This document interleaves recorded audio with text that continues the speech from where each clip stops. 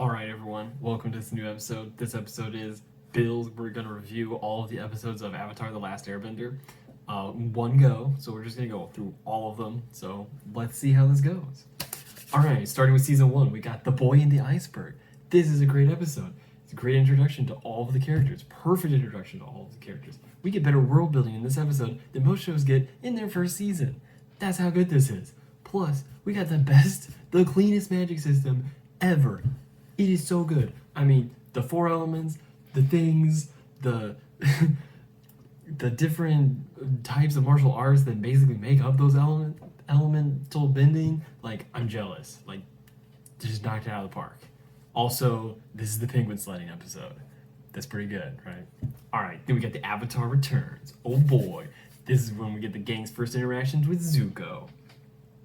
Literally building up the best characters ever. This episode, we get to see Aang use the Avatar state for the first time since being woken up.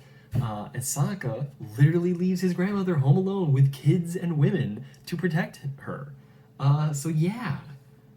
Alright, then we get to the next episode, the Southern Air Temple. This is the episode where Sokka and Katara try to hide the fact that Aang's entire species, nation, has been genocided. Meanwhile, Commander Zhao is introduced as Zuko's foil for the season, proving that Zuko is the protagonist. Also, Aang goes into the Avatar state, and this time it triggers all of the Avatar statues all over the world to light up. Unlike last episode, where he just water bent at Zuko a little bit. Alright, we got the Warriors of Kaioshi next. Gang visits Kaioshi Island for the sole reason that Aang wants to ride the elephant koi. This is where Sokka, trying to prove that he's better, gets embarrassed by Zuki, who later on will just fall for him, just as every woman in the show does. Anyway, the gang stays on the island for so long that a fisherman is able to take news of the Avatar by word of mouth to Zuko. Admittedly, Zuko may be close by. But how long did you stay on that island, guys? Like, for real. Anyway, the episode ends with one of my favorite scenes of the Avatar. Literally jumping out of Appa onto the Unagi to put out the fires in the village. And just proves to me why Aang is the Avatar. You know, just such a good guy. Alright, the next episode is The King of Omashu. Omashu episodes are always great. Boomy episodes, even more so. What I'm trying to say is this episode is great. Watch it. Next episode is Imprisoned.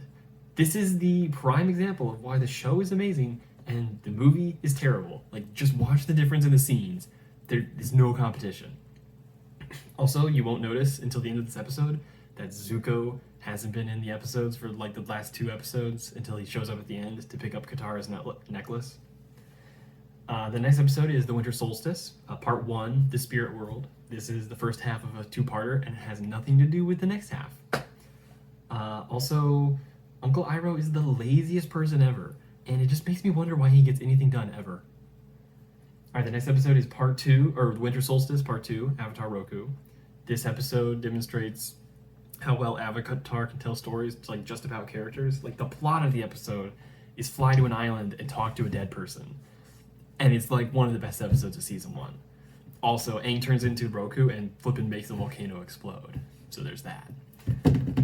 We got the waterbending scroll next. The moral of that story is don't steal from pirates. Then the next episode is Jet. That episode proves that the best argument for why Sokka is actually a genius and not some bumbling oaf. It also proves that Aang will literally fall for a bad guy. Like, no matter, like, literally meet a dude she's met that day, like, right in front of her. Like, come on, guys. Alright, the next episode is The Great Divide. It's freaking stupid. I hate it. This is the worst episode ever. It's freaking stupid ending. Alright, the next episode is The Storm. It's pretty good. Again, a character episode, primarily told in flashbacks. Cues us into the fact that Aang and Zuko are the protagonists. Great episode. Also, we get to see Azula for the first time. If you're like clever, you can see her in the flashback. It's pretty good detail. Alright, the next episode is The Storm. Following up on... I just talked about The Storm. Okay, so the next episode is The Blue Spirit. Following up on The Storm, because it's technically not a two-parter, but it follows... whatever, you know what I mean.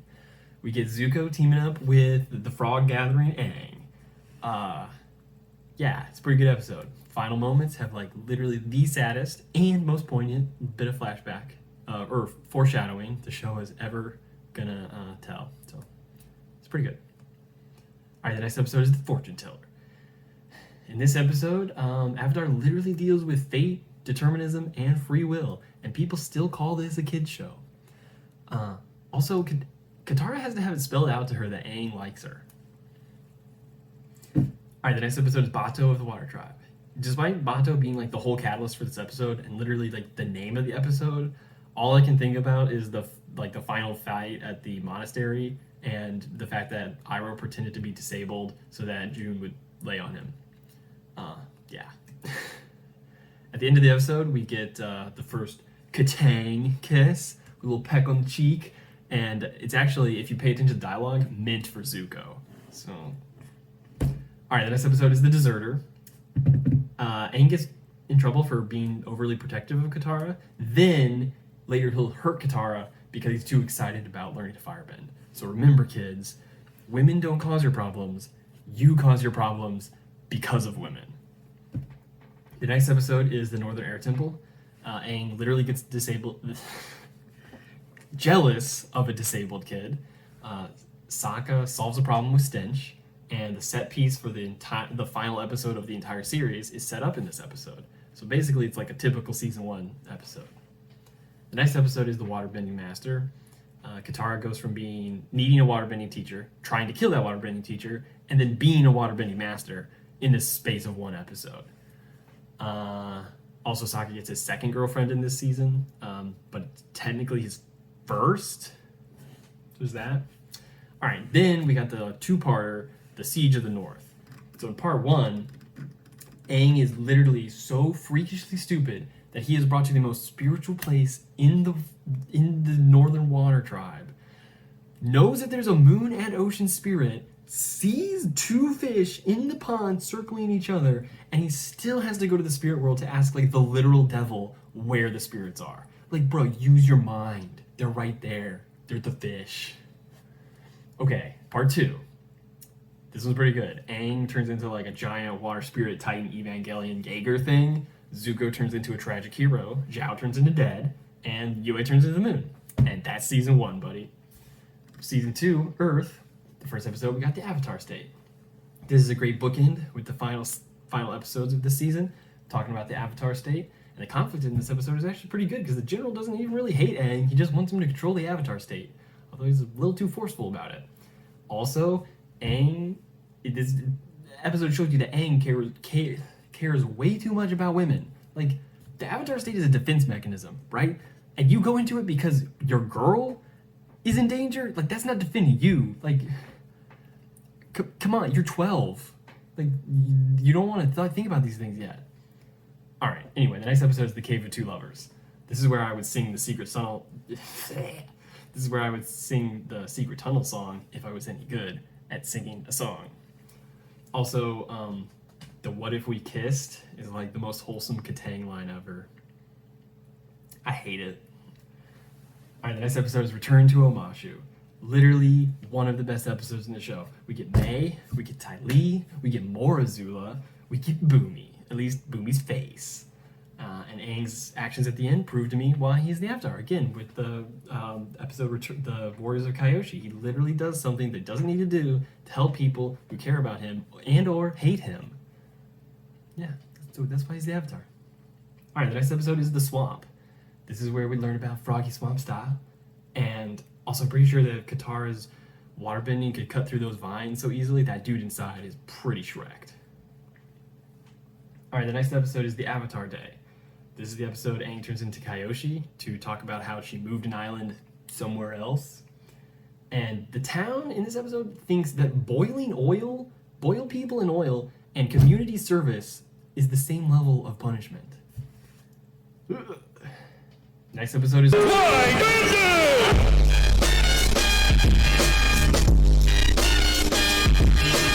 Alright, the next episode is called Zuko Alone. People watch this episode and still think that Zuko isn't the real protagonist of the show. Also, the family from the Future Serpent's Past episode makes a cameo here. Little detail. Next episode is The Chase. And the phrase 3 on 3 plus Sokka literally is like the whole season. So it's a good summary.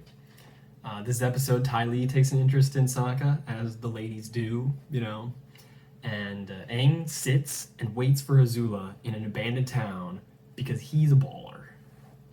Next episode is Bitter Work. Toph summed up this episode in the best in Legend of Korra, actually. I threw some rocks at the Avatar, he got all whiny, and Sokka fell in a hole. Alright, the next episode is the library. The library is hidden in the desert, and a man who has looked for it his entire life can't find it, except Commander Zhao was there. So, I don't know. Also, Wan Jitong may know 10,000 things, but he still gets outsmarted by Sokka. With violence. Next episode is the desert. This is where Aang goes into sicko mode for someone who is actually worth it. Appa. Unfortunately, Katara calms him down before he can exact justice on those sandbender punks. Alright, then we get to the Serpent's Pass episode. This episode has like my favorite joke of the entire series, in which a drowning Toph kisses Sokka on the cheek, only to realize that it's actually Zuki. Also, Toph is into Sokka. Sokka is a tool confirmed. Next episode is The Drill. This episode has got one of the best action set pieces of the series. And it would only be like 5 minutes long if Toph actually knew metal bending at this point. Thankfully she didn't. The next episode is The City of Walls and Secrets. So it's just when the gang thought that they could escape a tyrannical Fire Nation, they're placed into the house arrest by a tyrannical Earth Kingdom. So it's the way the cookie crumbles, I guess. The next episode is The Tales of Ba Sing Se. So Toph and Katara bully some other girls. Iroh helps a mugger rethink his life. Aang builds a zoo. Sokka gets kicked out of a poetry contest, and Zuko clearly uses firebending in front of his date. Also, Momo looks for Appa, and it's really sad. Next episode is Appa's Lost Days. One of the recurring themes of this episode is characters recognizing and doing their duties, and it makes me cry a little bit, honestly. Just protect Appa at all costs. The next episode is Lake Laogai. After this episode, Jet is both alive and dead. He exists as a Schrodinger's anti-hero forever. The next episode is The Earth King. This is the one Zuko gets sick with Destiny Fever, but also the gang breaks and enters the Earth Kingdom's palace to prove to him that he's under attack by someone else, not them, even though they're attacking him right now. The next episode, The Guru, is when Aang begins training with Guru Patik. Sokka goes to find his dad. Toph straight up invents a new type of earthbending, and Katara gets all flustered when she sees Zuko. That brings us to the Crossroads of Destiny. This is the reason we have Zutara, like the crystal scene. That. So, if the show was being honest, it would have followed through with that, but I guess they didn't watch The Man Who Shot Liberty Valance, so unfortunate. At the end of this episode, Aang tries to let go of the girl he really likes to enter the Avatar state, only to get stabbed in the back by another girl with lightning. But it's okay, because Katara brings back to life. So remember, kids, don't mess with women unless one of them has magical spirit water that can resurrect you. Then I guess you'll be okay. And that's the end of season 2. So we get to season 3. That first episode is called The Awakening. That's the one with Aang, where Aang has hair now. Next episode is The Headband. The gang throws a dance party and has like the hottest scene ever in a kid's show. The next episode is The Painted Lady. It's The Painted Lady. And then the next episode is Sokka's Master. In this episode, Sokka puts in a whole episode of work to forge and train with a sword made of meteorite. If Aang worked this hard, he would have mastered all the elements in season 1. The next episode is The Beach. That's when the gang gets chased by Sparky Sparky Boom Man, and that's only the B plot. The A plot revolves around the fact that Avatar could be a volleyball anime, and nothing would change. The next episode is the Avatar and the Fire Lord. Thank you very much. This episode takes a lot of time to let us know that Zuko is the real protagonist. Next episode is The Runaway, in which Toph goes on scams all day, doesn't get in trouble. Katara does one scam, gets thrown in jail. The next episode is The Pup Master, the literal creepiest episode ever, but also probably got the best foreshadowing of any episode. So, you win some, you lose some. The The next episode is the Nightmares and Daydreams. Everyone really argues about like whether Zuko versus Azula is the best battle or whether it's Aang versus Ozai. But in my opinion, the best battle is Momo versus Appa. Then we come to the Day of Black Sun. Part 1, the invasion. Everybody we've ever loved over the series basically comes together to fight the Fire Nation in this episode. That was a pretty cool reunion episode. Part 2, the Eclipse, begins with Aang, Toph, and Sokka facing Azula, and then Zuko faces his father. And I can't tell if Azula is trying to distract the gang or seduce them. The next episode is the Western Air Temple. Zuko becomes the most awkward member of the gang, and Katara overcompensates in her hatred of him. And then Sokka defeats Sparky Boom Man with the boomerang. Alright, next episode is the Firebending Masters. That's when Aang and Zuko find a long-lost civilization that lives near the last 2 dragons on Earth, and they teach them the truth of firebending. So, a very productive field trip. Next episode is the Boiling Rock, Part 1. Sokka and Zuko go to a prison inside of a volcano to potentially find Sokka's dad. Instead, they find Sokka's girlfriend, so that's a win. Alright, the Boiling Rock Part 2. Zuko's girlfriend, May, is the real MVP here. So proving that even if you break up with them and mess up in the worst way possible, if you're hot, they'll still side with you over their crazy friend. Next episode is the Southern Raiders. In the future coming Netflix adaptation, this is going to definitely have a Zutara scene, and I hate that even. The next episode is the Ember Island Players, and it's literally the best recap episode ever. Then we come to Sozin's Comet, Part 1, the Phoenix King. We get to see a picture of baby Ozai in this episode, and we don't care at all. Sozin's Comet, Part 2, the Old Masters.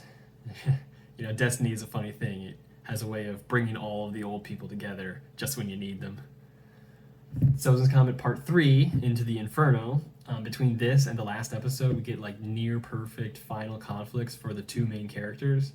Zuko finally matches his sister in combat during the Agni Kai, and Aang finally faces everything he ran from so long ago, Ozai and the Fire Nation war, and comes to terms with the fact that he finds a way to defeat Ozai in a way that is consistent with his beliefs. So, really well done finale, I might say so. It's really a testament to the work and effort put in by everyone involved. I don't even have any jokes. That's just good. And then, you know, Sozin's Comet Part 4, the final episode, I have nothing to make fun of. It's just a good episode. 10 out of 10. Also, Katara should have been